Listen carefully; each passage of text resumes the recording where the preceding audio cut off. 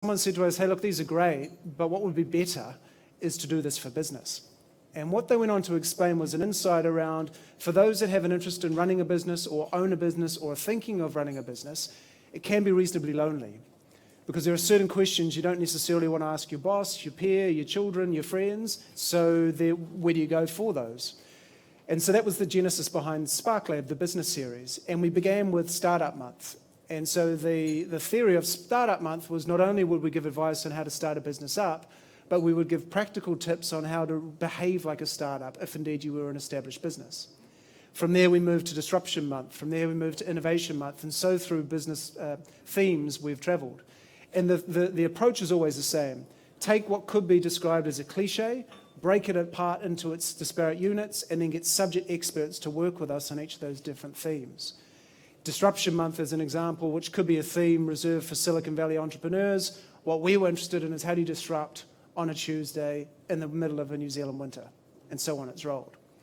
What we also do is describe Spark Lab as what it's not, and what it's not is a Rotary meeting, and I say that with love and respect to the Rotarians in the room, but what I mean by that, it's not one of those ones where we sit nicely and have a cup of tea and a muffin and then we go on.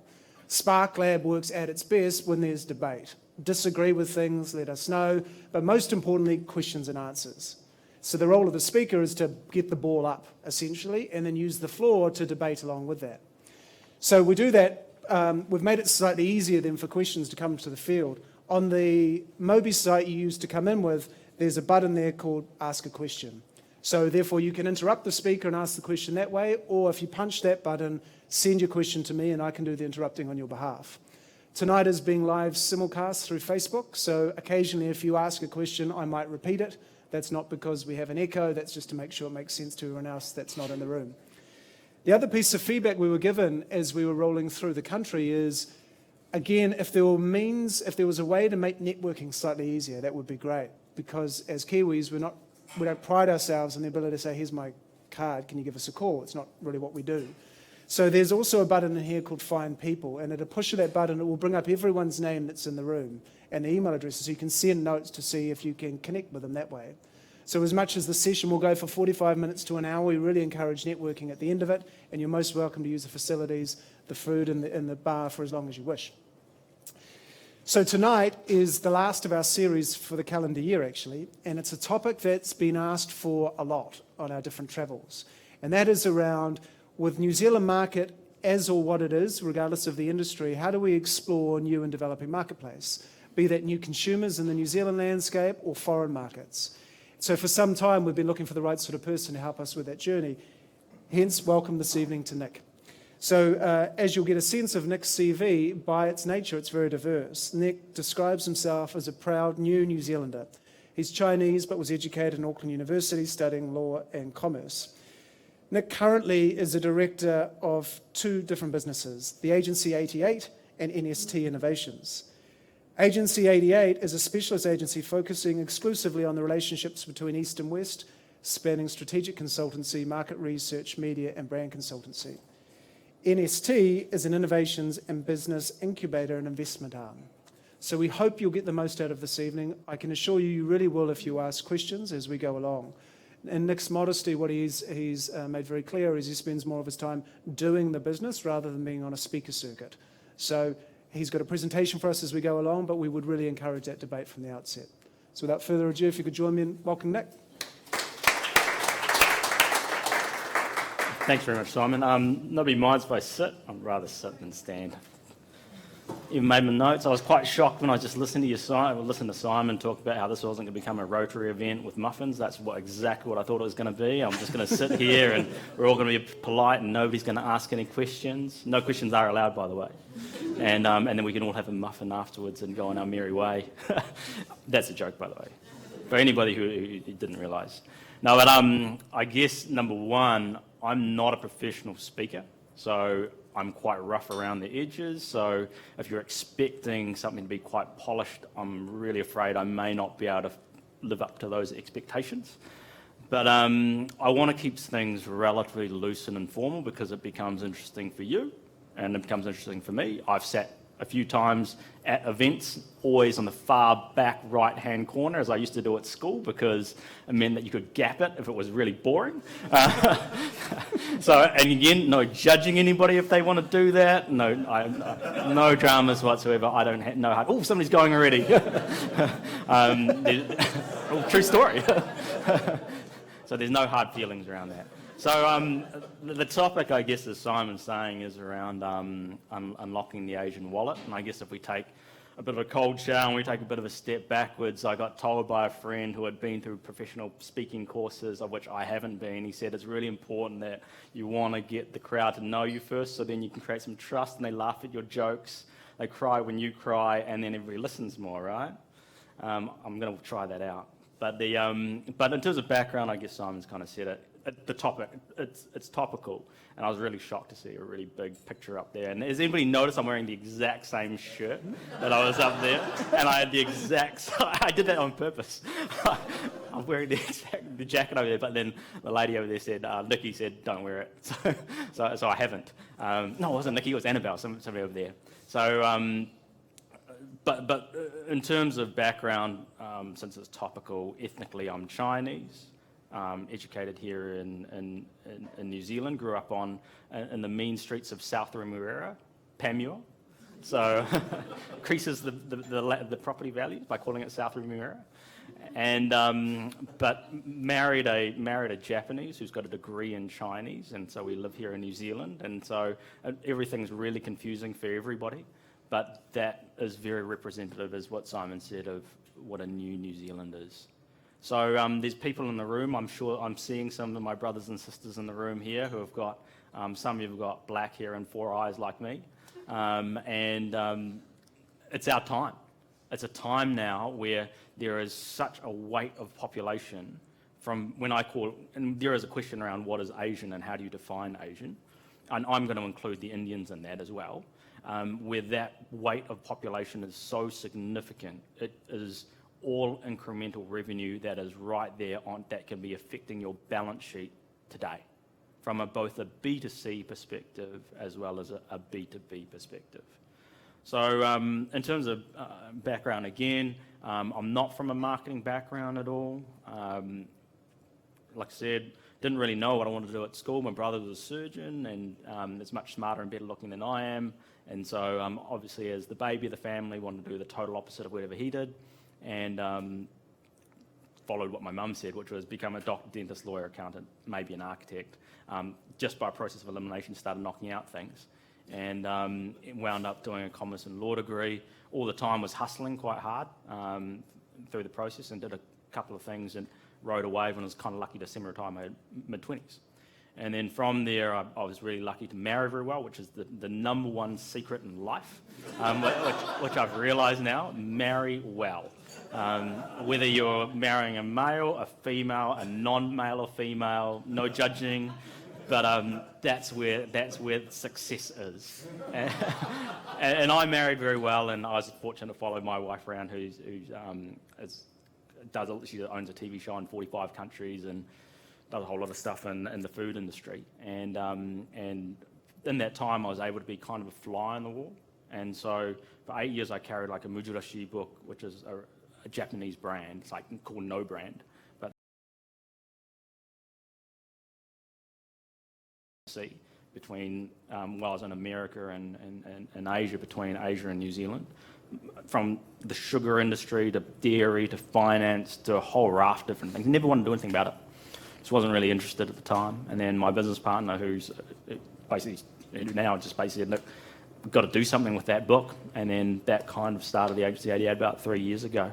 And our niche, and we stick very, very clearly to our knitting, and we don't try to do anything else other than what we think that we know. And we don't try to say that we know anything more than what we think that we know, which is all around the Asian space. Either Asian stuff being sold here in New Zealand, or New Zealand trying to sell stuff into Asia, and we also do a bit of stuff in Australia and America, again, going to Asia as well. So the topic today is really around unlocking the Asian wallet. For the purposes of today, we could talk for about 5 hours, but the topic of today is more from a domestic perspective on how to unlock a domestic Asian wallet. Happy to take questions in terms of commercialising deals into Asia and stuff that we've done before. But if we are happy with that, shall we just climb into it? And also, I'm sure some of you are realising, man, this guy's accent, what's going on? He's like, looks like he's from the South, his voice is like from the South Auckland, and that's actually true. But in terms of how we're structured, it's we're structured into four divisions actually. But we kind of pride ourselves, which is the total opposite of what's happening here now, of trying to be unknown. And up until this point in time, we've kind of succeeded in being able to do that. But we're starting to take now a bit of a forum to talk and educate a bit more. And that's only happened literally in the last 30 days, which was more of a conscious decision because I'm sure that everybody here has seen there has been an element of anti-Asian rhetoric, particularly around the housing market and the property market, and I'm out there buying, I can tell you now. But there needs to be a counterbalance to that. And there is a whole nother story that possibly isn't propagated well enough in the media or to the wider population, and we kind of feel that there is a responsibility and a social responsibility to be had to be living in a democratic country, to be able to share the other story as well. To people who want to listen. If they don't want to listen, that's all cool as well. No hard feeling, no judging. But in terms of some of the things that we've done, we designed a whole lot of stuff with Fonterra around delivery of a Go to Asia strategy for them. The Bank of New Zealand, for the last 12 months, we've completely overhauled the whole retail banking, business banking, trade and foreign exchange, private wealth and foreign direct investment arms. So got an understanding there. Rod and Gun has been a little bit of a different arm.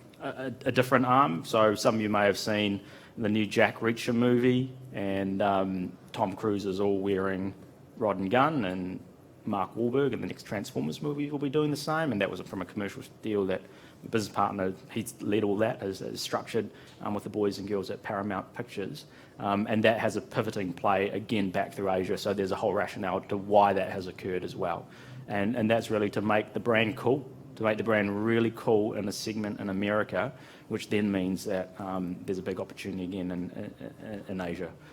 Did a whole lot of commercial deals and structures for the Olympics, and act for a bunch of different other organisations and private entities in Asia as well.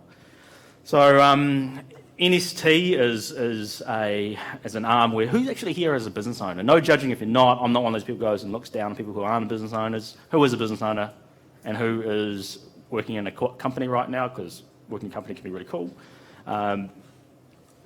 With NST, for the business owners and some of you who maybe are working in companies right now and want to aspire to do something, we're not just theoretical guys. We actually put our own money into things, and we've got a track record of both in our past and now in here of chucking our money at things and growing brands or inventing products and or services for production in Asia and New Zealand, and that ranges from a whole range of 100 restaurants in Indonesia to a bunch of different other things like that. So, and to healthcare, aged care, etc. And a media channel over here, which we'll talk about pretty shortly since we're on the topic of marketing. So this kind of slide is really what I call the danger from the side. And I never actually understood why my business partner always laughed, and he's not Asian, and he would always laugh at the slide when I talk about it. And I never understood why. I thought maybe he had just a weird sense of humour until he understood. He said to me, Nick, Asians, driving, car accident, 2 and 2 equals 4.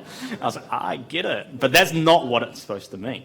What it's kind of supposed to mean is that everybody can get really focused on just doing what they're doing, doing what they're doing, following the whole walk in snow behind somebody else who's done it before so it's easy, and let's just go blink it and forget what else is around us. And often when people die in car crashes, it's not actually from the head-on where you prepare for that impact. It's from the stuff from the side that impacts you and changes your complete business overnight. Everybody loves to hear about the technology wave of Uber and Airbnb and all this kind of stuff, but there's also demographic shifts that occur. And those demographic shifts are significant. Everybody loves to talk about the millennials, and yes, we need to market to the millennials. There's 30.7% more Asians in Auckland than there are millennials. And these guys have got money. So if you go immediately, how am I going to look like a hero to my ET? How am I going to look like a hero to my board? How am I going to look a hero to my bank in terms of being a business owner? Maybe this is a segment that needs to be considered. Maybe, maybe not. It's totally cool to say I'm not interested in this segment at all as well.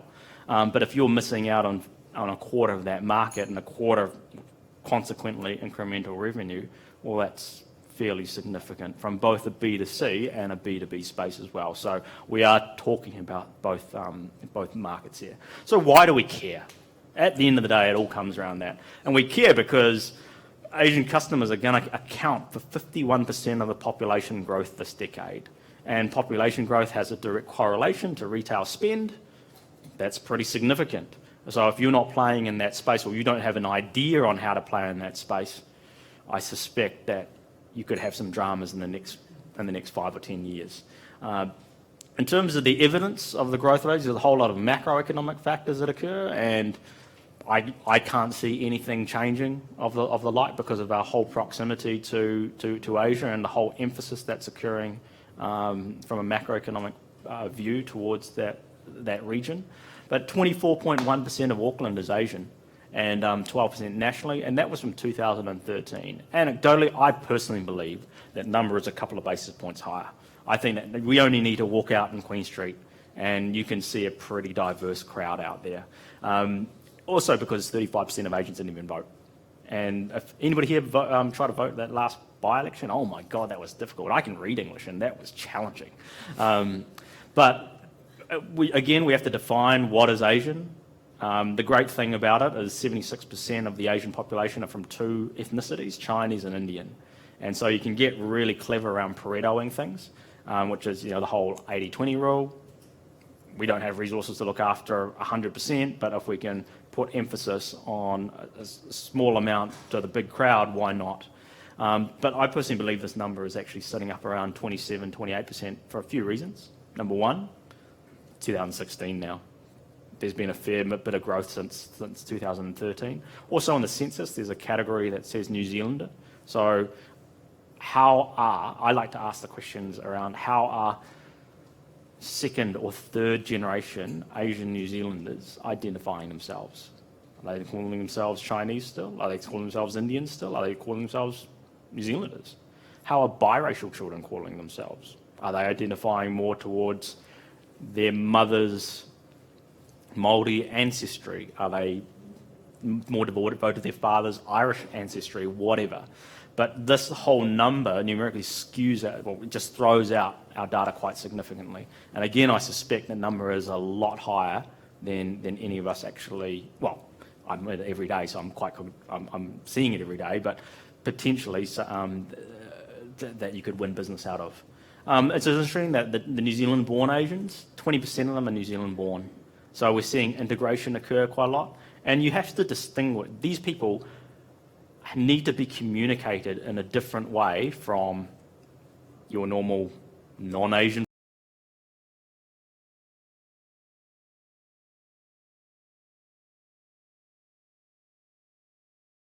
A whole blend in terms of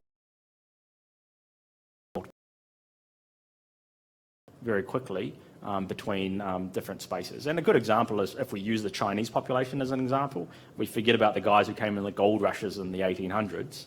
I consider them real.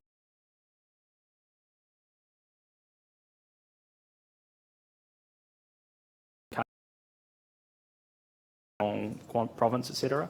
And they arrived in New Zealand often with not a lot. And often a lot post-communism, etc.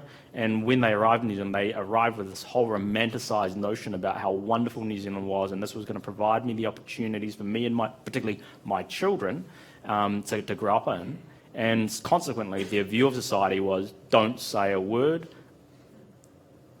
Doesn't matter how much racism is going on. Doesn't matter that the house is being tagged on to go home. It doesn't matter that the eggs are being thrown at you. It doesn't matter that the buckets of water are being thrown at you, which actually happens to us on a regular basis still to this day. And some of you might go, oh, I don't believe it, but walk in another person's shoes and then you can definitely see that happen.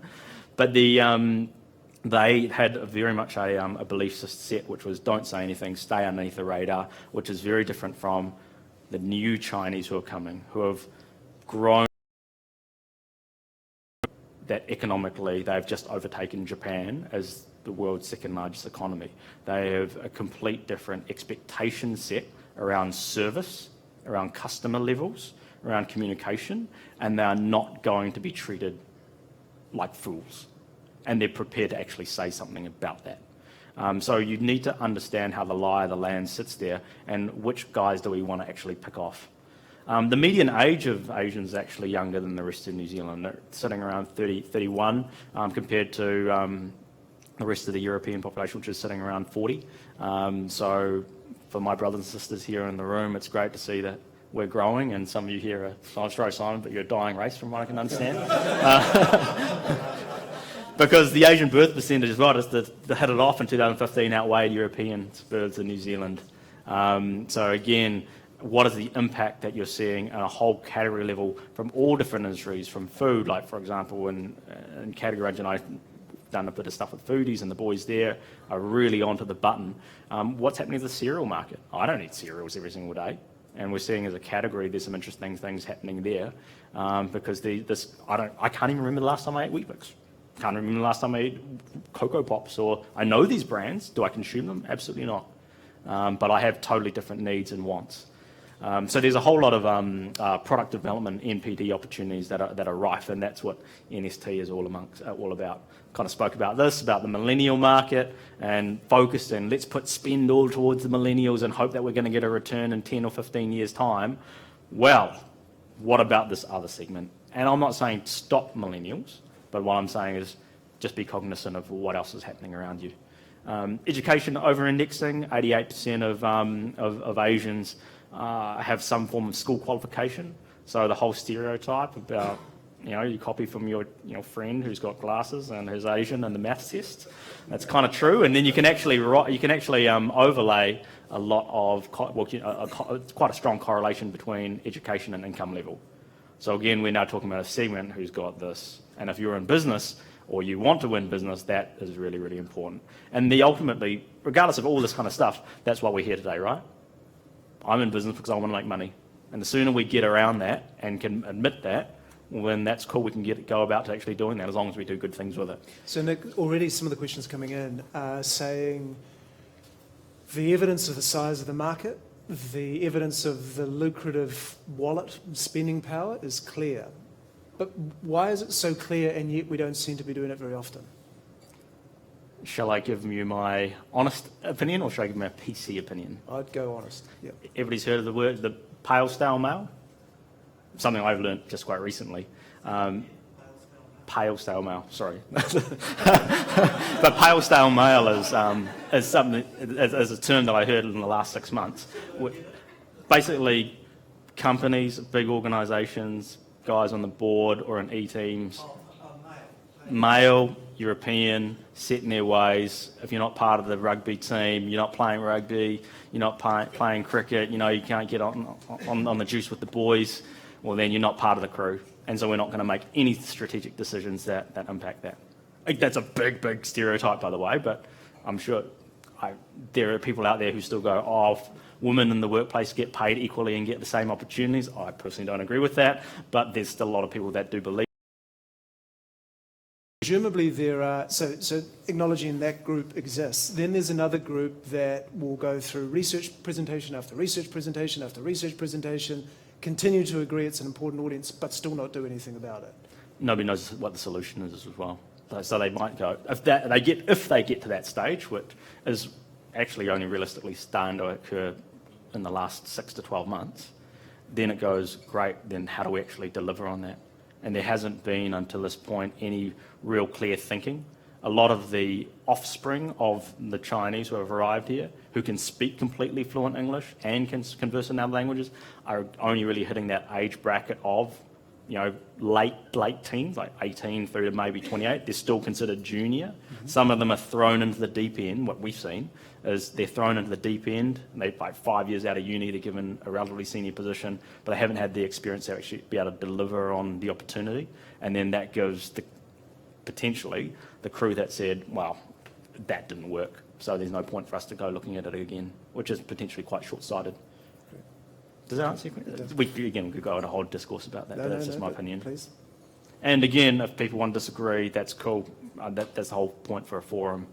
But again, it's about where do you see priorities?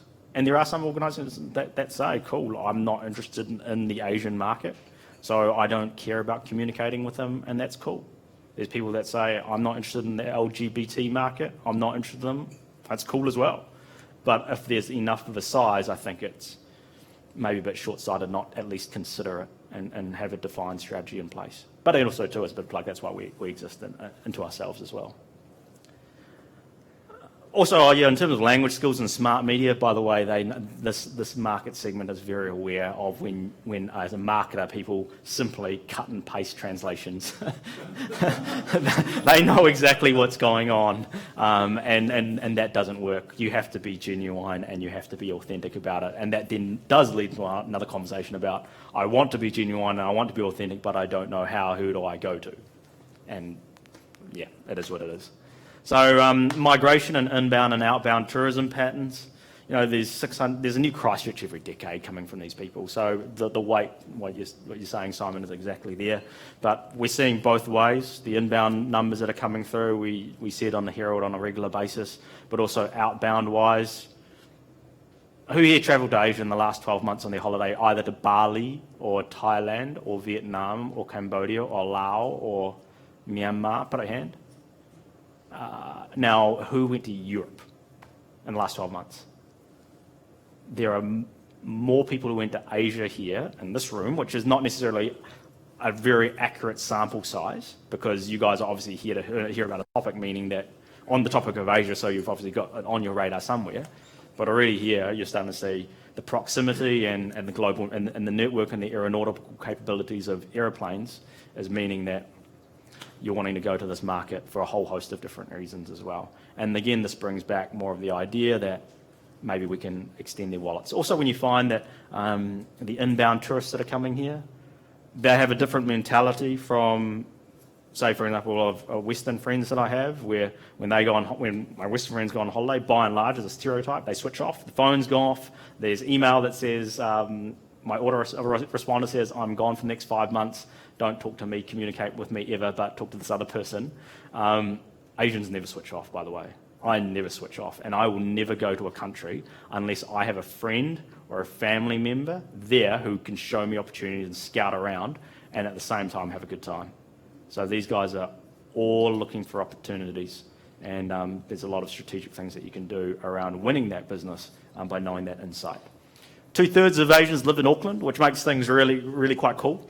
Again, if you've got a limited spend about where do I focus my time and energy, it also becomes your market line to prospective immigrants under our nose. That becomes your potentially an export strategy as well. That whole idea of think global, act local. It's much easier to focus here locally than it is to constantly get on a plane and take time and money, and that time equals money, to constantly go overseas. But mind you, as a tip, if an Asian person says to you, come overseas and visit me for business, like, that is a big deal. You go. You go immediately. You don't go, oh, I'm not sure about my finances. Stop being so tight. Spend some money and go, because it will be very much worth your while. But don't expect to do the deal on the first time as well. That's just a question about, hey, look, I want to see, are you committed? And that's another thing into itself about commercialising deals in Asia. As New Zealanders, we need to get out of this idea of this mercantilist attitude of, I want to do a deal with you, I want your money, but don't be my friend. Yeah. We have to change that. This whole culture does not work like that, because they are trying to de-risk the opportunity, not only by the value of your product or service set, but who are your friends and family members that I might know. And if I might know them, then that means that we can all corral it together, because if you do the dirty on me, then I can basically socially ostracize you. But it also provides validation around you as a person, as an individual, and are you the person that I want to actually be in business with? Because it's all happy and roses and rainbows and fun times when things are going well, but when things are going badly, are you going to be sticking around as well? And often, if you have that mercantilist trader attitude, these guys see that very quickly. They've done 2,000 years of trading. They can see that instantly, and you won't be getting any deals going through, let alone any long longevity of deals beyond half a 20-foot container of odds and ends. Nick, one of the questions coming through is just picking up on your point about high earning or the spending power. Is there a distinction between those just arriving and their spending power versus the second, third generation of Asian New Zealanders? In what context? The suggestion being that the question being that those are just arriving have less spending power than those that have been here for a while. That would then depend on what the product or service is and what segment. Or level of affluence then. It differs. I mean, again, I'd need a bit more context to answer the question, if that helps. Yep, fair enough. What actually is the question? Is it true of the new arrivals versus those, so high earners, is this true of new arrivals versus those that have settled down and grown up? Massey University studies suggest most arrivals go into the lower income retail and food work. And that's often because of a lack of opportunities in terms of equaling income, but you need money to get out of places. So they're bringing with them something. And these people do have needs. And because they're often very good savers as a stereotype as well, they accumulate their wealth quite significantly. And that's particularly what we've seen in the second and third generation Asians. Yeah, right. Good answer. Thank you. Also, in terms of the New Zealand Asia active story, as we're talking about the exporting side of things, 9 out of 13 largest export markets for New Zealand are somewhere hanging around Asia and growing. And to be fair, to win New Zealand, if you have an aspiration to win New Zealand, you've got to win Auckland. And to win Auckland, you've got to win the Asians. The numbers say it. The numbers are just sheer. If you're trying to win on 75, well, the guy who's trying to play 100 or girl who's trying to play 100 is probably going to get there. But what it means is a transformational opportunity. And I don't like to use that term lightly, but it really is. So ethno-burbs is a concept of birds of feather flock together. Whether I'm inherently racist or whether I'm just unconsciously biased, I like to be around people that look like me. Because it's the physical veneer is the first thing that I consider to whether Simon and I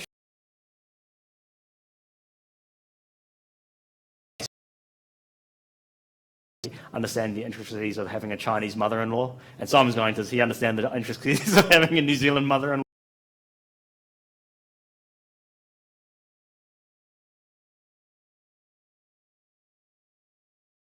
Or whatever. And what happens when you immediately come to a country is you go, well, I need to live somewhere, right? So I either rent or I buy close to people that look like me. And after you have a residential population build, what's the next thing that occurs? That's a question. Rhetorical question. You get commercials. So where's the local supermarket, Asian supermarket going to pop up?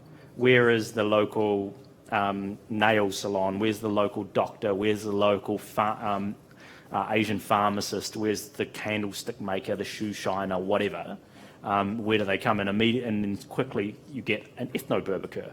So, for example, Albany / Pine Hill, whatever, what percentage do you guys think live of that region is Asian? Go up. Bit lower. Danny Moore is getting up there, 60.5%. And but then we can break that down in terms of going, hey, look, there's not actually proportionately a significant amount of Indians, but there's a heck of a lot of Koreans and Chinese that live up that way.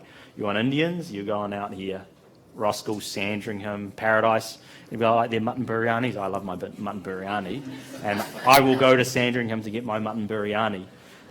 If I want my students, proportionately Chinese and Indian, etc., I'm going to go here. A lot of Japanese live in the eastern suburbs. If I want to go out here, there's something like 4 times more Asians that live in Dannemora and Botany Downs in the whole of Canterbury, which is significant. And if you want a whole lot of Vietnamese, you go down to Papatoe, Otahu, etc., etc. And it's just a normal social construct that occurs. So when we start talking about the Asian experience, then this is kind of more of taking the conversation to more of a marketing spin now. But the Asian experience in the past and how it's been marketed to us has been, all of us, when I say us, I'm saying all of us, has been this idea of model minority, neutered, fresh off the boat, whether it's long duck dong or apu nahasa pima pedalon or wet and forget guy, whoever is the agency that does that from an Asian perspective. I was saying to somebody earlier, I get it. It's really funny if you're non-Asian and it's hilarious and we're making fun of somebody because they're really fresh. But if you are that race, you cringe. And the interesting thing about the Asians is they're not going to say anything about it. But they'll walk with their feet. They'll walk with their wallets and they'll walk with their feet. You'll never know about it. And that's dangerous. Unless you're totally cognizant of that strategy and you're cool to go with that. But then also, Asian Americans, Asians are no good at sport. They can just go off and do their thing, which again is very, very short-sighted. This is the Asian experience now, where they see whether it's Lucy Liu or Michelle Yeoh or G.I. Joe Retaliation, Lee Byung. Then it's all about empowerment and control. It's about reappropriation of those stereotypes. They're not docile in any way. If you're talking about female liberation and things like that, you just look at female Chinese action heroes. They're out there. Again, taking it more into what we're seeing in popular culture, Harold and Kumar. I love Harold and Kumar. Whether it's American Idol, Anoop, or Anchal Joseph, America's Top Model, we're starting to see more of a proliferation of more than just the token Asian, but people who have a voice and who have significant pulling power. For example, who do you think the two highest paid movie actors in the world are? Jackie Chan's number 2. And when was the last time, Robert Downey Jr. is number 1, but when was the last time that you saw Jackie Chan in a Hollywood blockbuster? Doesn't even care.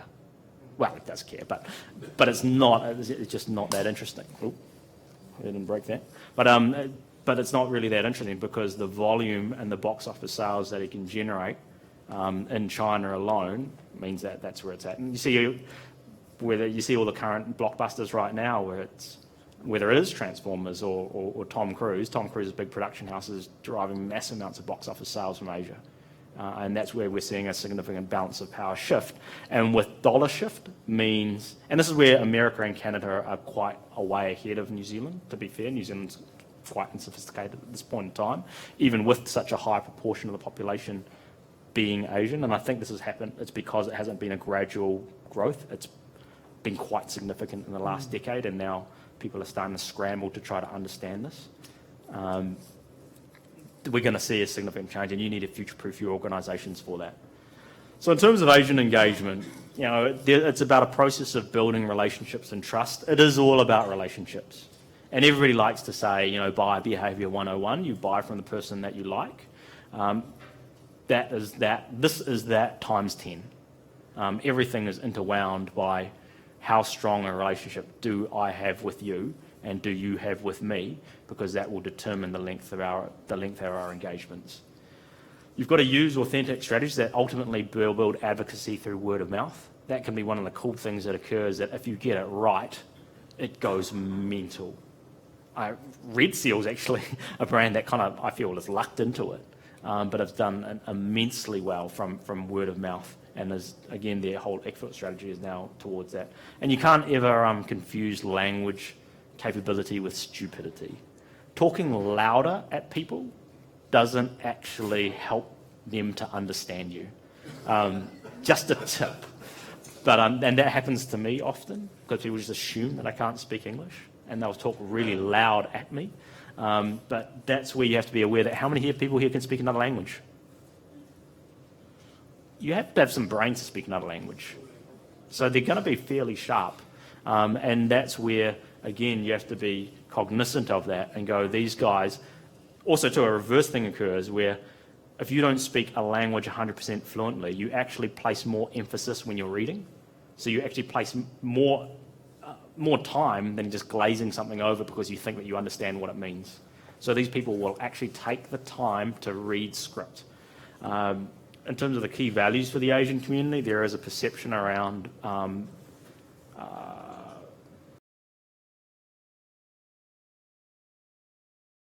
again, that's just more magnified. But there are certain things that they hold very dear to themselves. Number one is actually around integration. So contrary to what many publications would have you mass media publications would have you led to believe, these people actually want to be integrated into society. The worst things that you can do to a collectivist culture, of which an Indian or a Chinese or a Japanese or et cetera is to isolate them. They often get isolated because they're forced into isolation, not because they willingly choose to do so. Education, you don't haggle on education. And there's some interesting things you can uplift around that. To well-being, which is obviously all around health and fine. It's cool to talk about money, by the way, because these people intrinsically believe themselves to be very, very good at money, with money. And you can have those very open and straight conversations with them on that. And ultimately, the health and the financial actually links back to the family side of things, which again is around community.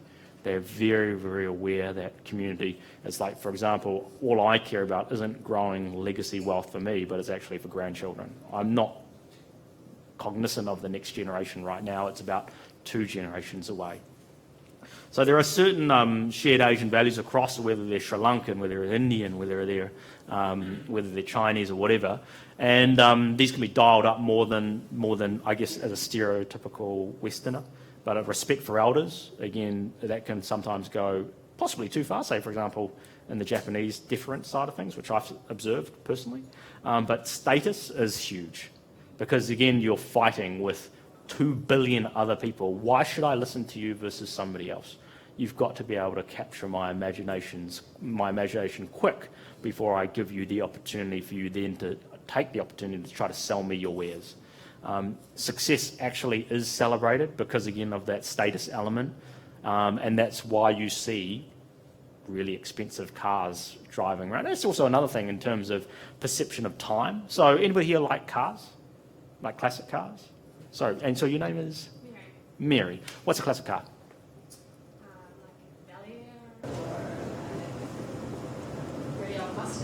Really old Bel Air, really old Mustang. What does really old mean? Like, give me a year. I said to you, buy me a classic car. 50s, 60s, yeah. So if you go to a Chinese or Indian construct of time, a classic means like, okay, then you're in a rickshaw somewhere. Yeah. So that's why you're seeing everybody driving around in late model Q8s or, RS8s or whatever, because it's like classic 1950s. Why want that dunga for? It's no value to me whatsoever. And so, again, group orientation is very important. And again, that links back to status. Education, it's primary because a lot of Asian parents, whether you're Indian or whatever, unless you're a cricketer, will kind of say, hey, look, there's no career for you in sport. And unless you are a bred sports person, which is a different conversation unto itself. But the education is what can separate you from the rest of the world and the rest of all the other bias that occurs. Your educational value and your ability to use your brain and use your wits means that A, you stave off Alzheimer's in the future, but B, that can mean that you can generate money, which can be celebrated, which can create status. So then you're going to remember that it was your parents who told you that, and you can all do this as part of a group, and you can ultimately look after your family. So it's all about constructing something for your family. Nick, a number of the questions coming through now against a value set like that. Give us some more examples of brands that you've observed in this market that do it well, that market well to an Asian marketplace. In New Zealand, there's not a lot, to be honest. I think out of brands that have done it quite well at this point in time, Sky City does. They're clever. I think Sky City do it well, and they've tapped in it pretty quickly. Again, whether you agree with what they're selling is a different story, but I personally don't have anything against gambling, as long as you're using your brain for gambling, which is also another conversation around with Lotto around whether that is effective for the Asian community, because there's no gamification. That doesn't require any brains to count 6 numbers or to choose 6 numbers or how many there are. Yep. By the way, I won $23 the other day. 44 million? I stole the ticket after I found out she won $23. Right. But the BMW do it quite well. BMW and the real estate agents are doing a good job. Okay. Real estate agents do a very, very good job. But in terms of your Asian customer life cycle and your selection, quite simple, but you have to break it down between being relevant during the pre-selection planning. Why should they choose your brand over somebody else's? The whole in-store and now online experience and around that degree of authenticity, and then your post-visit. Again, being connected and taken away from this big mercantilist attitude and understanding what is the long tail from this. I'm not going to get just one sale, but I expect to get that whole family sale and all their friends and family sales all at the same time as well. Because everybody's going to be talking about it. And a good example of that is actually yum cha. Who here likes yum cha? I like yum cha. Everybody loves yum cha. There's something wrong with you. Get out if you don't like yum cha. But with yum cha, for those of you who are trying, you remember there used to be Plaza. It used to be this place that was the killer. It's still there. But that used to be the place that you went to until, I remember I would have been like 7 or 8, because my dad came home furious one day because they had the audacity, and the Chinese people here in the room will gasp when I say this, they had the audacity to try to charge you for tea. And he was a person that never, used to his job was to put chemicals into the wastewater. But his whole thing, he literally came home and spent the whole evening calling every and anybody under the sun that he could think of to tell them about this place that was now charging him for tea, and to not go there, and to actively try to put them out of business. And that business, not because of him, but word spread. Unfortunately, our family's not that influential, but word spread like wildfire, because they're doing it to everybody, obviously, and people migrated. And people, if you do something like that, which you just think, oh, I'm just going to be a cheeky, make a couple of bucks on the side, there can be some serious consequences to that as well. So that's more about a cultural awareness piece. As a solution, this is actually something, I guess more of a plug that we developed ourselves, where we saw in terms of brands wanting to communicate to the space, and we've built one for Indian, but for Chinese specifically to win this market. We developed a solution, which we've got out in market, it's going gangbuster right now, where traditionally the segment, specifically the Chinese, aren't watching TVNZ and reading the Herald. They have their own platforms that they're consuming media on.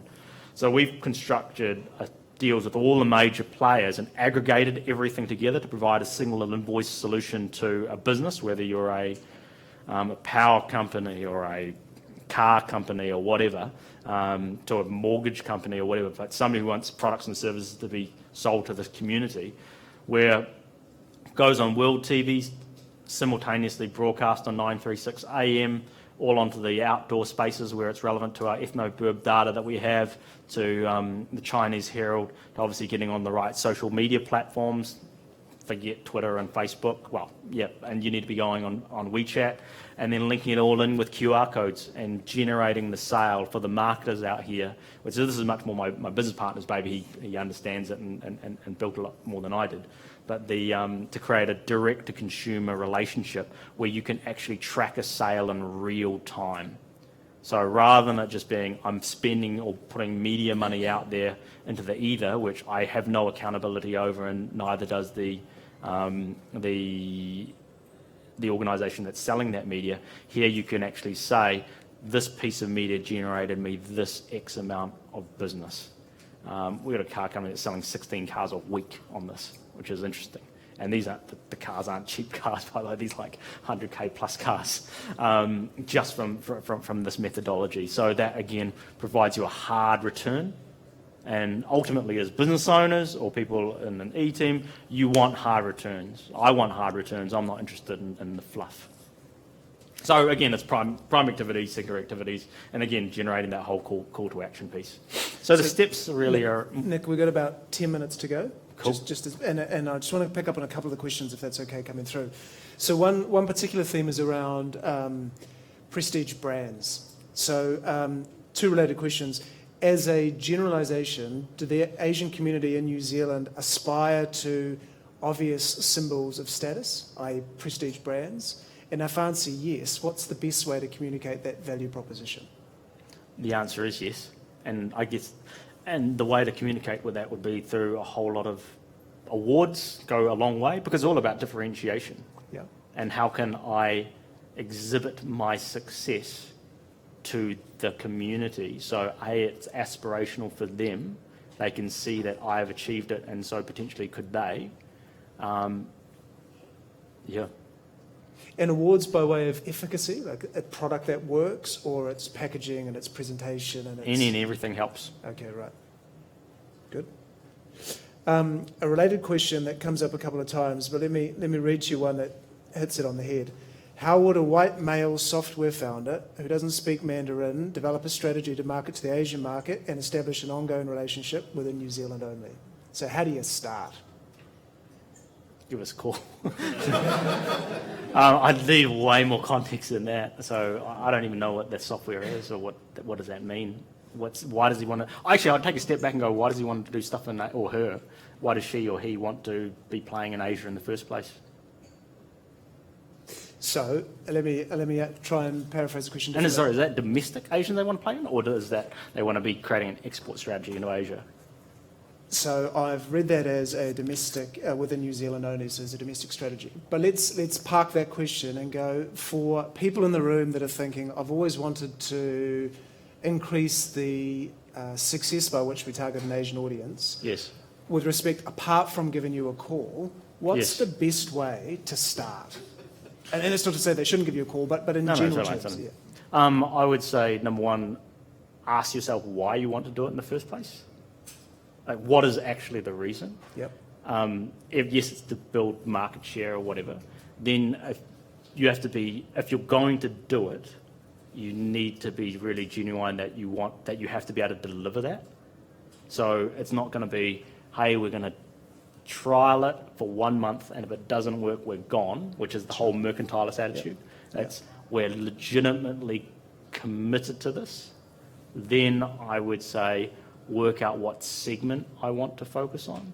So am I trying to hit a Chinese audience? Am I trying to hit an Indian audience? And then within that Chinese audience, am I going for your A's, your B's, or your C's? Like, am I going for the mass consumer? Am I going for the prestige customer because I have a prestige product or service? Then I would work out exactly the size of that prize and what I have in terms of resource to execute upon that. Yeah, right. Okay. And then I would go, just again, 101, you'd go, how am I going to deliver that from a sales strategy to how am I going to deliver that through a media side of things? How am I going to deliver that through marketing? Part of why we've developed about developing this platform is to provide that single invoice solution where a person also, that's because we went through the whole step and worked out what actually people need to do.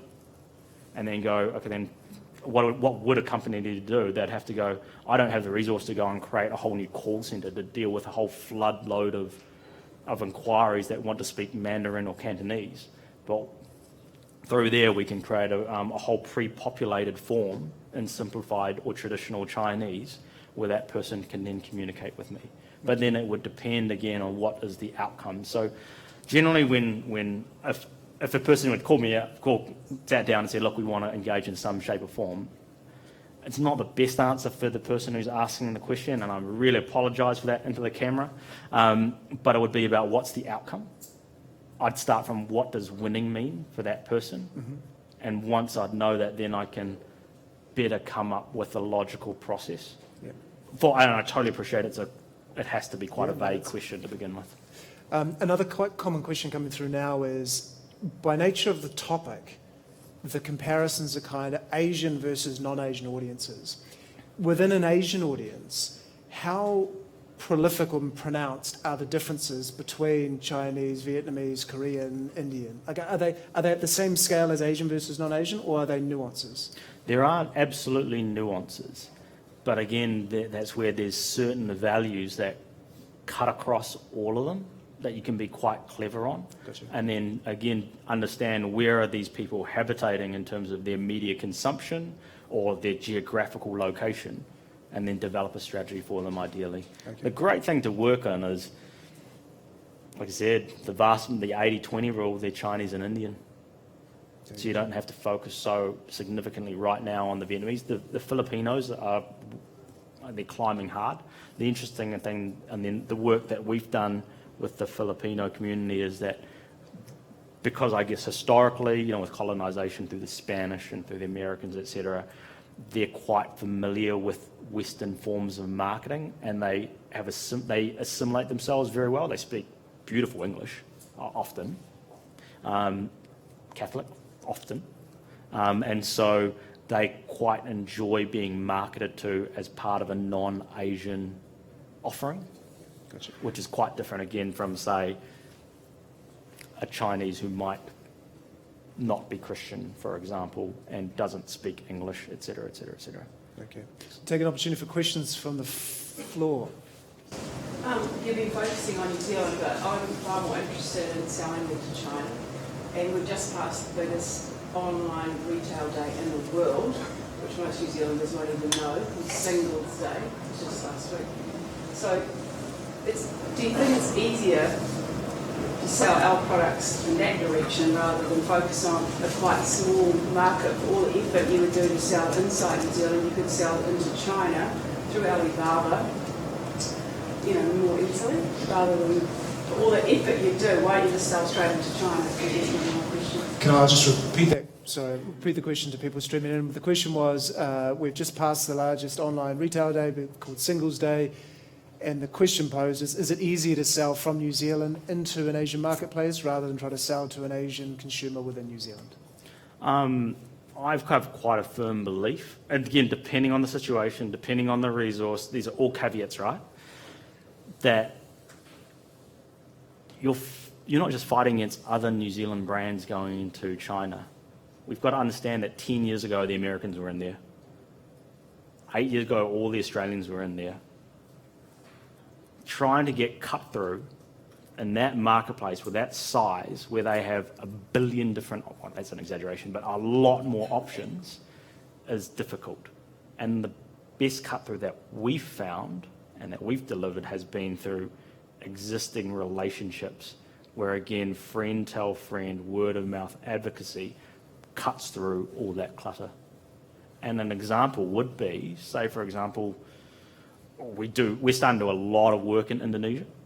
The reason why we do a lot of work in Indonesia is because there's 280 million people sitting there. That's a lot of people. It's not a billion people, but it's still a lot. And from the data that we've cut, it is a market that everybody's kind of forgotten about a little bit because of the China story. The ASEAN story is absolutely there. Half the population is 60% of the population is under 40 years old. So using mediums such as social media, you can go rampant. And again, it's about understand that I found that the amount of American presence, and I love America, hasn't been significant in Indonesia because it's a sizable Muslim population, and unfortunately there's a prevailing belief around a common man that Islam means ISIS, which is really ignorant and really false. From a business perspective, it's kind of cool because that means less competition for for guys trying to roll out against massive guys with bigger budgets than what we would have. But that whole relationship with the dude who's got 2,000 restaurants sitting over there and was one of the biggest F&B guys in the whole region was born out of relationships that somehow started here in New Zealand. So I'm a big believer of it doesn't cost nearly as much to buy people 1 ton noodle soup and just have a few beers with them to develop a relationship, but take a little bit of time, take 8, 9, 10, 12 months, get your families all involved, get to know their spouse as quickly as possible, get them to know your spouse as quickly as possible. They will then open up doors quite significantly, because in Asia, things work by class system still, you know, your A's, your A pluses, your A minuses, and if you can...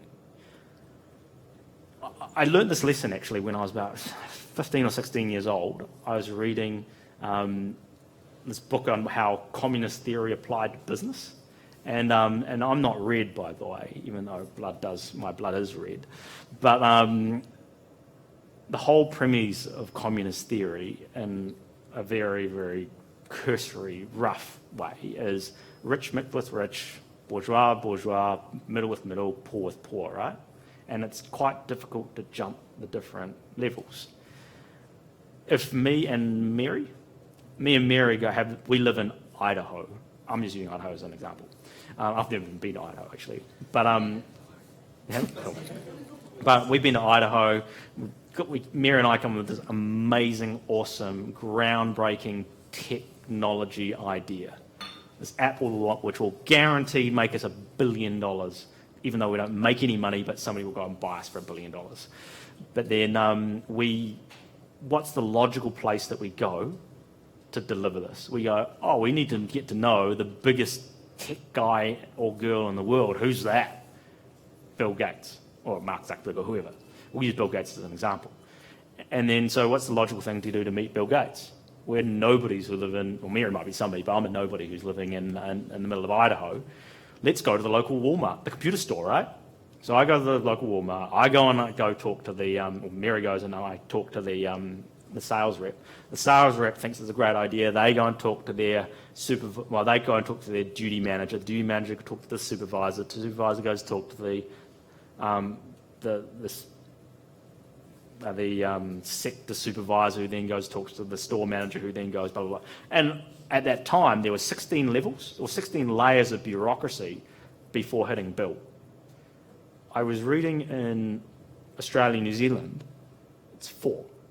And that's why you'll go to, say, for example, a trade show and you'll see some general manager standing on a trade show stand, which you'll never see in a million years in Asia or America. And so, for example, the CEO of Microsoft New Zealand, whoever that person may be, their budget probably is the equivalent of Microsoft Queensland, but by virtue of them having a title of CEO, affords them the country CEO title, which then allows us to communicate with Bill Gates. So what that means back to you is, in New Zealand, if you can develop something significant in New Zealand, get a little degree of status in New Zealand, matching that up with what they're doing over in Asia, people will give you the opportunity to open the door. And at that point, once the door's open, you've got to be able to walk through it and talk coherently and play all the right pieces. And that gives you then the ability to win the business versus going straight online and just trying to sell amongst 100,000 other brands. Wine, right? And wine is a changing demand in China, and yes. There's not much wine produced in China, so consequently it's... That all changed then, by the way. But Australia's, Australia's biggest export market for wine is now China. Yes. So if you have a product from here that's of interest in China, then, like look how look at it. But there's many products of course that are interest. So I agree with you, it's really competitive, but sometimes we have an advantage as to what it is that we make. So if we have that advantage of our product, I think we shouldn't be afraid of looking in that direction rather than looking into Auckland. Absolutely, I'm not saying that you should not do it. We do it for the stuff with Louis Vuitton, or Moa Hennessy. So my wife does a lot of stuff for Cloudy Bay. So as an example, what they're doing is understanding that it's an experiential process. So how do we attract now they've gone for the super high premium. How do we attract the super high premium down here into New Zealand and then take them through an experiential journey, which is no different from what people do at a cellar door, etc., to give them that whole experience, but then cater that experience through partners like the airport, etc., to deliver on them, for them to have that experience where they can then tell their friends back overseas. That also means the domestic Asians here as well, because the domestic Asians here in New Zealand are a bit different from, say, for example, Hawaiian Japanese, where the Hawaiian Japanese haven't been back in the last 3 or 4 generations, while the New Zealand Chinese are very young, meaning that they still have friends, family, direct first generation friends and family who are still living over there. And if you can deliver something, an experience through them, then they can tell a lot of their friends and create enough of an order, depending on the segment that you want to work on, to then fire that through. And then I'd say absolutely climb into the rest of the export strategy. But I'm not saying that you shouldn't do it. There's always differences to all that. It's great that thank you for sharing that you're in the wine industry, because that gives a better context to answer that question specifically, which is kind of what we do in the part. Everything for us differs from sector to sector and customer to customer. It's not a cookie cutter approach. Everything kind of has to be bespoke, outcome based, all outcome based. And with that, unfortunately, we come to the end of this evening. I can assure you that there are a vast number of questions that I've not yet had the opportunity to ask, nor has Nick to answer, and that's probably, by definition, the scale of the topic. This is what your market used to look like, is now looking like that. This is called a blended family, and it's happening every single day that goes past. I go walking through Broadway, Newmarket, and it's like the United Nations, like little gaggles of girls who are dominating the sidewalk. There's a black here, there's a blonde here, there's a brown here, and none of these guys see or girls see colour. And the sooner we understand that, and the sooner that we get our heads around that this is the future, then we can tap into that resource. So, ladies and gentlemen, if you could join me with a token of appreciation for Nick.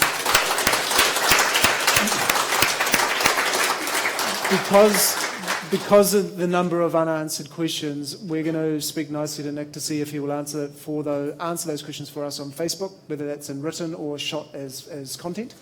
So we will try to get through as many of those questions as possible. Therefore, if you have more questions, please feel free to email them through. Of course, Nick's details are up there. And as a small token of appreciation from Spark to your good self, thank you, buddy. Very much appreciated. Thank you, John. It's a topic we will be certain to bring back, because clearly there is a lot of demand to do this. And so they say there's no such thing as a free lunch or a free evening meal, which is in a Rotary meeting, and this is our ask of yourselves. Where's the muffins? Plenty of muffins to go, don't worry about that. That in the Mobi site used to come up, there's a feedback form, there's a feedback button, and it will take no more than 2 minutes for us to ask for your feedback. The reason we do that is the only reason we were able to put on Spark Lab is that one Spark customer said that would be a good idea, and someone else said it would be. And since then, we've iterated and tweaked it and tried new things and gone right through. So we would be exceptionally appreciative for your feedback this evening. For those motivated by a carrot or a stick, there's no stick, but there is a carrot, and that's a $100 Spark voucher, goodie voucher to use as you wish. And you rate 200 if you rate Nick as a 5. If 5's the best, well, not a 5's the worst. So, I'm really sensitive too, so I will cry if it's bad. To live that. And finally, in the spirit of appreciation to every Spark customer that's in the room, and that's a heartfelt thank you to you. And the reason we say that is because this is the 166th of these that we've put on. They've always been free of charge. They've always been great speakers like Nick. And the only reason we've been able to do it is, as I say, one Spark customer said it'd be a good idea, and more came, and they continue to come. So those that are in the room, our thanks to you.